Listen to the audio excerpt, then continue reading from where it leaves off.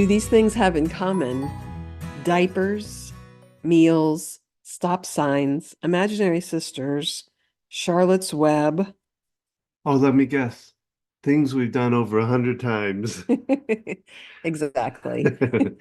Hello, this is Don Happy 100th episode of Focused Healthy Family with Gina. and Don.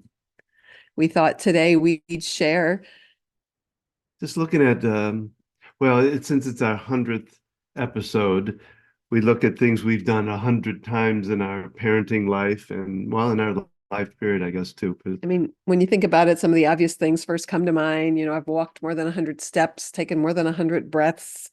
Um, and, you know, thinking about our professional lives, I've worked with well over 100 different people over the years, done 100 different transfers. I've worked with probably over 100 sessions in my EFT work and And to become a EFT practitioner. had to do over 100, more than 100 hours, but yeah, at least Training. 100 hours. And so we know we've changed well over 100 diapers, having 3 children. Yeah. And cooked And, more than 100 meals. and I've actually helped in doing that too. You Was it have. just you? We probably each individually changed 100 diapers. And cleaned up after them too. Wasn't that what's involved in changing a Yeah, diaper? some of the explosive That's- ones. Have we cleaned 100 explosive diapers? Possibly. I don't know. Stop signs. Oh gosh. We've drawn with Yeah, sidewalk chalk more than 100 stop signs or on pieces of that had to paper. be done every day. Well, visits even just to the stop sign. Yeah, that's true too. Taking a walk down to the end of the street to Our see. youngest, our oldest, I should say, was so into signs. And then I mistakenly, and I don't know if I was mistakenly, because it was a good thing, but drew them on with chalk on the driveway. And we'd do them, fill the driveway every, every day. Making different road signs. The stop sign somehow was his favorite. And they had to each have a post. Yeah, he would put the post He could on. barely speak, and he was directing us on signs to be made. Well, you started taking him to our neighbor's house was the corner, and you'd walk to the stop sign to visit it and And touch just it sit and look there at a it. lot of times, yeah. And I was like, what if it's rainy and we can't take a walk to the stop sign? And that's when You made I made over one. 100 stop signs, probably. Well, yeah, the first one I made on probably a paper plate. Hmm. I put that rod into it. I do use like a paint stick, but then you took a metal rod. Well, we'd made out of cardboard and the thing would break, so I put a small steel rod into it.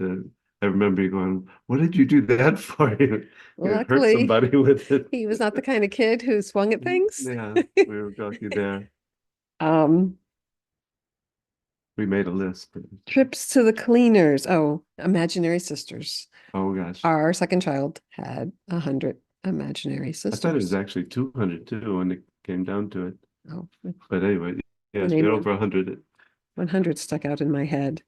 And she told 100 stories about them. We listened 100 times. Reading books. We read books of bedtime and other times in the day. And I know we've each read more than 100. And in particular, we've reread the book Charlotte's Web probably close to 100 times, at least in parts. Well, even because some nights you could end up reading it 5 or 6 times at least. Not the entire thing. But he would do like the end clips and yeah, because he would wake up. He would think he'd finish and You'd read him to where are you sleep. going, Dad? It's like, and I just continue to read. What other things do you think you've done 100 times? We've gone to parks probably 100 times. We Yeah. love to go take the kids to parks. And from when Abby was 3 and Harrison would have been 7, we went to weekly park day for quite a long time, meeting up with other homeschool families. We probably cooked. I know we've cooked over 100 meals. Cleaned up spills, definitely cleaned up more than 100 spills. And you helped, I think, with all the work we've done with how to talk to kids, helped me to learn not to overreact when spills happen, which I think I have a memory of a time that I overreacted my own spill. We were rushing to get out the door, probably to go to the park. We used to have theater before park day too, so that made a really busy Wednesday. We had to get out the door, had to have lunches made, off to theater, and then to the park. And for some reason, I decided to water the plant right before. It was hanging in the living room, and it spilled dirt all over the floor, and I lost it. All kinds of colorful words came out my mouth, and it's like I totally lost my cool Yeah. on myself. So have we lost our cool 100 times? Oh, easily, Through my easily. life, at least, if not, And I'm sure at least 100 times I've said, okay, I'm going to do that differently. I'm going to choose a different way. well, I'm going to try something different. had over 100 conversations of all different sorts, from Abby telling me your stories as a infant, coming home from work, just blabbering about whatever it is, but telling her, babbling. What did I say? Blabbling. You said blabber. That's I answered 100 questions, had 100 different arguments Yeah. with each other Why? and with the kids. Buckled a car seat more than 100 times. Get on up, sit down, and be quiet. I used to kind of sing that as we get the kids in the car. That's a fun little story. So a picture about a 4-year-old boy, the little Lego person that we called Harrison. He put it on the rocking chair. Go to sleep, close your eyes. Yeah, that was He was rocking the rocking chair back and forth, talking to this little person, saying, go to sleep, close your eyes. Exhausted parents, ways of helping children go to sleep. Which didn't help a darn bit, but that was me, I think, wasn't it? And he was very gently. He wasn't yelling. He was just gently rocking the chair, saying, go to sleep, close your eyes. He's the same child that put Vaseline all over was it him or Abby that did that? No, Abby did that. Put Vaseline all over. She was changing what was the Larry the cucumber? He was a superhero. Yeah, but he was from vegetable VeggieTales. Larry the cucumber. Yeah, but it was like his superhero self. Yeah. Whatever. She got it out of the diaper bag, some Vaseline. Coated him head to toe. His skin was very soft after that. In Vaseline. That goes back to the cleaning up of the more than 100 messes. Well, yeah, because they got on the couch and I was wondering, have we tied more than 100 shoelaces? I'm not sure because we used a lot of Velcro. We did a lot of Velcro because it was a whole lot easier, and you have to worry about kids tripping on the shoelaces. But we did teach our kids that. Remember using the shoebox. You'd use that with Harrison. Yeah. Well, I think. Did you use it a little bit too? I'm not sure about Evie. But I remember, putting the holes and making like a shoe and teaching them with the shoebox. That came from a kid's story we had about learning to tie the shoelaces. Right. Yeah. We know we've watched more than 100 kids' TV shows and probably individual shows, more than 100 episodes of Dragon Tales, Sesame Street, Bob the Builder, Theodore the Tugboat. Thomas the Train. Yeah. So many different shows. Yeah, I'm trying to think if there's any others specifically, but 100 pushes on a swing. Oh yeah, that was always higher. Well, all three kids like to be pushed on a swing. But and then teaching them how to pump themselves. Start pumping themselves was our youngest was the quickest at those kinds of things. Yes. And then having the neighbors coming over and swinging. And I remember the little neighbor girl.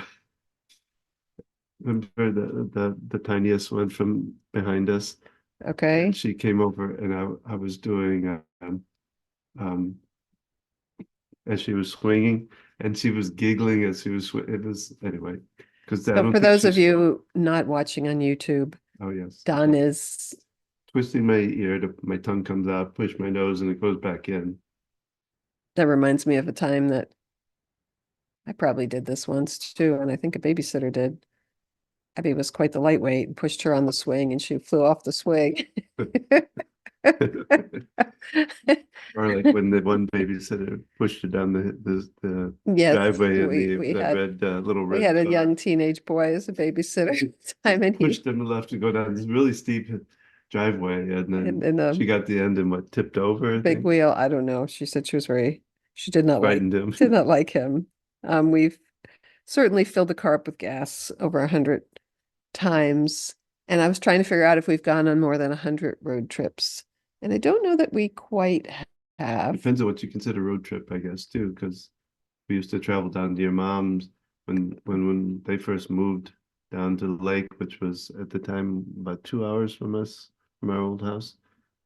And we were going there about every month for the first year, I guess, every month or 2 months, because we even start leaving clothes and some different basic stuff down there, so we wouldn't have to transport Many it. trips there, and driven to St. Louis and to Pennsylvania and to New York, and where else have we driven to with the kids? Florida. We drove, yes, we went to what, Disney? Our- Did we go to, no, we didn't go to Disney. We went to SeaWorld. SeaWorld. We went Right. to the beach and in Florida. I know I've done 100 laundry loads, Oh yes, easily. just in towels, I think. Have you ironed 100 things? I'm not a big ironer, no. No, like I'm not sure if I've ironed 100 times in my lifetime, no, I don't think so. but I've certainly folded more than 100 clothes. Yes, I've wiped faces more than 100 times. on the other end too. Yeah, and if you add work in, we're getting into the hundreds of thousands of times that I've wiped. Smiling faces and chubby bottoms. Or not so smiling faces. Yeah, some chubby bottoms, I don't know. We've taken our kids to probably more than 100 different events Oh my over the gosh, course of their, a 26-year-old. Abby will soon be 22. We have youngest is 15 now, between theater events, dance, scouts, robotics, Boy Scouts, Girl Scouts, Science Olympiad, all the different co-ops.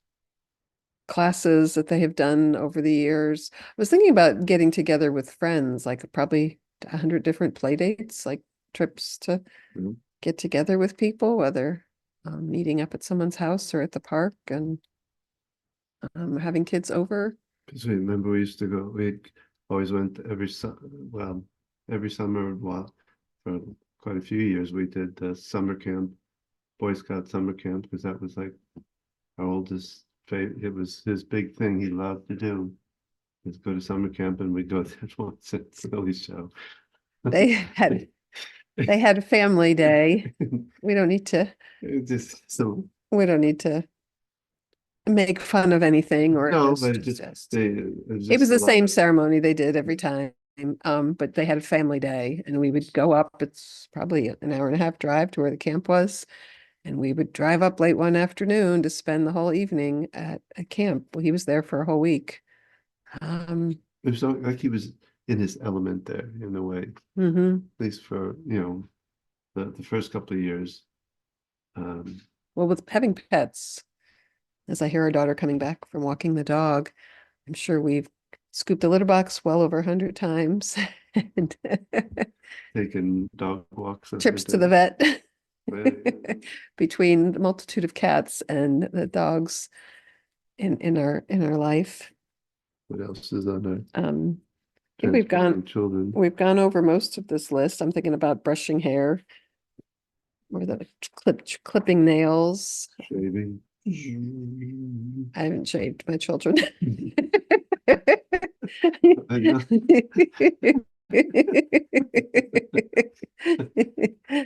Cutting hair could be considered kind of like shaving in a way. Did you cut their hair 100 times? I didn't let No. you. No more putting the bowl on the kid's head and send them in the backyard in the high chair. Not liking any bit of it. You don't like it, and you'll do it. Really? Did he not cooperate with you? Well, No, he did. It was just mainly Harrison, and then he just didn't like it, but he didn't ever. He leaned. Yeah, yeah. I'm sure we've gone to the hair salon or get our hair cut between the five of us 100 times in total. Yeah. I probably have 100 times in my lifetime. We kissed 100 times. Yes. The kids and ourselves. Yes. No. So as we celebrate our 100th episode, thinking about things we've done 100 times, and are these things that we have enjoyed? There have been challenges of things that we've done repetitively, and I like the idea of setting expectations or goals, going on 100 road trips, visiting 100 different places. Oh, we've played 100 games, Oh, and we played hun- probably 100 games of hand and foot, hand and foot. and probably 100 different games. Do you think we could list out? Wow. That would be a fun challenge to write down all the games we've ever played Yeah. and see if we can Well, because get it to come that to used to be a 100. huge thing going down to your parents when they lived on the lake, and we'd go down, and hand and foot was always, you had each night probably at least a round or two of hand and foot, but then you'd always like the train one. What's the Ticket to Ride. Ticket to Ride? Well, as I got older, our kids got into strategy games, but we've also played countless number of card games and board games and video games, Jackbox games, Shoots and Ladders. Switch. That's a board game. Oh yeah, just thinking of specific ones that Sorry was a big one, that we've always enjoyed playing. Monopoly. We used to play that when we went on vacation. Yeah, well, oh yeah, at the beach and we'd leave it set up over days that we were there. Yeah, we could do that at the beach because we weren't with our cats and Yeah, yeah. Puzzles. I Yeah, don't know if we've done 100 I don't think puzzles. so because of cats who eat puzzle pieces or get puzzle pieces Knock 'em on- lost. That's something I miss doing is the puzzles. So what things can you come up with in your list? Can you write down 100 different books that you've read or 100 different movies we've watched? Surely we've watched over 100 Oh, yeah. different movies with the kids and individually ourselves, and Binging makes it even more popular. 100 different binging episodes. And we'd love to share with you some of our couple clips of favorite Yeah, I'm gonna put in a couple. I'll cut them in here. podcasts that we've done over the past 2 years. Tendency to be anxious. That's just part of me and my childhood and my just who I am. It's like, where does it begin? Right. And so I'm very aware of that. I'm a journaler. I'm a writer. Like self-care to me is not a, hey, what should I do today? It's kind of how I survive. I mean, the first 3 things I do in the morning are all about self-care. They're all about me first. And it was more difficult when my kids were little, I have to be honest, because sometimes they were in bed with me or waking me up and I couldn't focus on myself first. But then I had to build it in later in the day, or I had to stay up an hour later. Like I don't, some of my friends who are, like I do meditation, and some of my friends are like, don't you just want to stop having that kind of schedule? And I'm like, well, but I know what the outcome is then. Like I've learned this. If I don't stretch or do yoga or breathe, it's going to go sideways. So I had surgery in 2019, open heart surgery. Not a fun surgery to go through, by the way. And we went to, initially, when I started feeling that, I felt a little uncomfortable and some numbness going across my shoulders. After you had a heart attack 8 years prior. That's right. In 2011, I had my heart attack and had stints at that time. But in 2019, like I said, I felt a little odd and some numbness. And, of course, you were always good at immediately taking me somewhere to just check it out. And so we went about 5 minutes from our house to a smaller hospital. That they built just for us because it wasn't. Of course, there when you yeah. had your heart attack. And at that hospital, of course, I stayed 2 nights. Couple nights. Yeah. Where they did evaluation. They figured out I had some more blockage that needed to be taken care of. And so had one room there. And in that room, I use the fact. Was it that hospital that you had that? I thought it was. No, just bear with me here. When you're in a hospital room like that, you get all the bucket and the pail with the water and all the yes. And in that room, all my stuff was marked Grodoff D, which is our last name is Grodoff, and mine is, of course, is Don. So I had to go down to the main hospital downtown. Same hospital system. So yeah, thank you. And in first room I went into, all my stuff was marked properly with Grodoff D, all the buckets and all that. Went through the surgery, and then I went through a 24-hour recovery room, which didn't have all that stuff in it. It was a group room with a bunch of people in it, which was interesting to be in. And then moved to a final room, which was my final recovery room.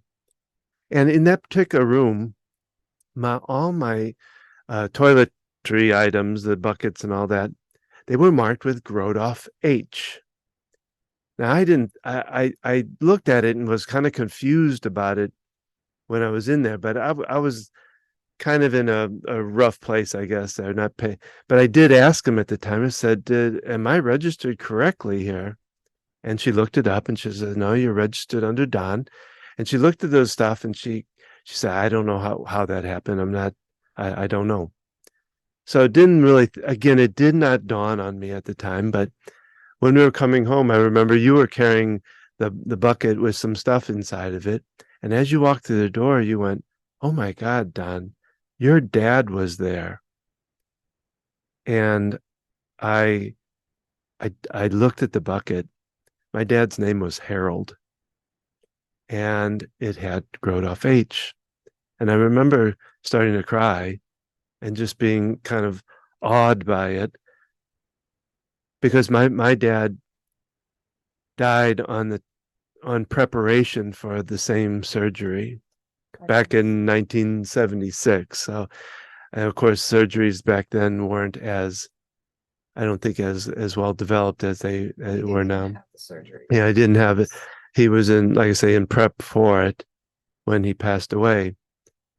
And that just kind of sent some shockwaves through me, I guess, in a way. Because, you said he was there helping me out, which I believe wholeheartedly that's what happened. He was watching over it to make sure I made it through that surgery that he didn't have the chance to. And, we also joked, of course, when they do that surgery, they cut down and split my ribs open. I mean, the stuff they do to me, I was glad I was out for it because it wasn't.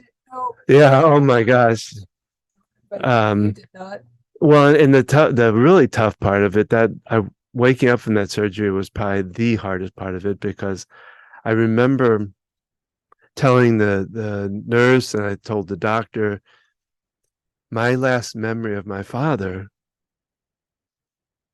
was with him having that intubator stuck in his mouth, like I say, in preparation.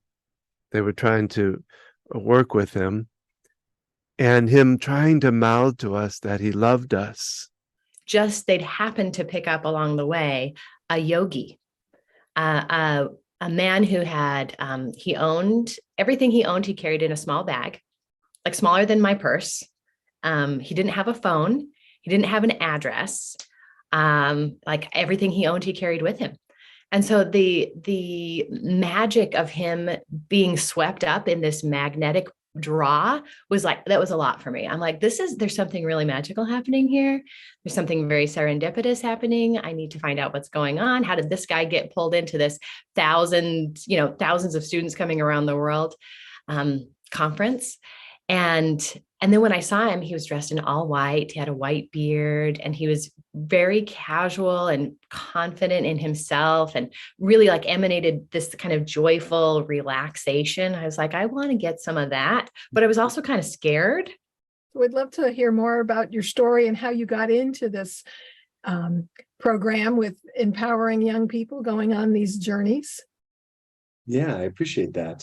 It really, I would say I can draw a direct link to the life I'm leading now with Adventure EXP and this organization I'm running, to me at 15 years old when I was a young punk going through a rebellious stage pretty hard. And I took my first job as a busboy at the local hibachi restaurant.